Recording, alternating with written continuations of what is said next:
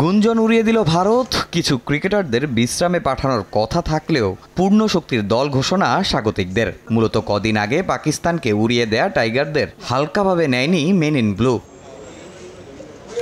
রোহিত শর্মাকে অধিনায়ক করে 16 সদস্যের দল ঘোষণা করেছে বিসিসিআই। 16 সদস্যের স্কোয়াডে তারার মেলা। যদিও শক্তিশালী স্কোয়াড স্রেফ প্রথম টেস্টের জন্য। কানপুরের ম্যাচের আগে বিবেচনা করা হবে প্রথম ম্যাচের পারফরম্যান্স। চমক বলা যেতে পারে, তবে প্রত্যাশিতই ছিল। দীর্ঘদিন পর সাদা পোশাকে নামার অপেক্ষায় ঋষভ পন্থ।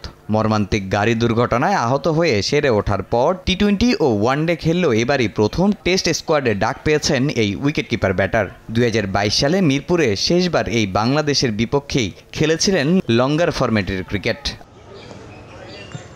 পন্থ বাদে ব্যাটিং ইউনিটে যথারীতি আছেন অধিনায়ক রোহিত শর্মা। ওপেনিংয়ে তার সঙ্গী কে হবেন, সে দৌড়ে থাকবেন জয়সওয়াল আর গিল। 3 কোহলি, এরপর মিডল অর্ডারে KL রাহুল, সরফরাজ খান আর ঋষভ পন্থ। রাহুল না থাকলে উইকেট কিপার হিসেবে সুযোগ পাবেন ধ্রুব জুরেল। চিপাকের উইকেট বিবেচনায় স্পিনিং ডিপার্টমেন্টে লিড দেবেন অশ্বিন। তার সাথে কুলদীপ যাদব, আকসার জাদেজা তো আছেনই। যদিও বাংলাদেশের বিপক্ষে টার্নিং উইকেটের সিদ্ধান্ত নেবে না স্বাগতিকরা। সেক্ষেত্রে নতুন বলে পার্থক্য গড়তে দরকার পড়বে পেসারদের। তাই তো নিজেদের আইকনিক পেসার বুমরাহকে বিশ্রাম দেয়নি টিম ইন্ডিয়া। তার সঙ্গে পেস ইউনিট সামলাবেন সিরাজ, আকাশদীপ। দুলীপ ট্রফি পারফর্ম করা ইয়াস দয়ালেরও অভিষেক ঘটতে পারে থার্ড সিমার হিসেবে।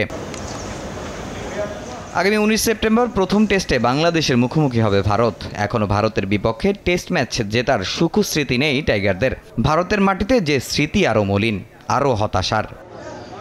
তামিম হোসেন, সময় সংবাদ।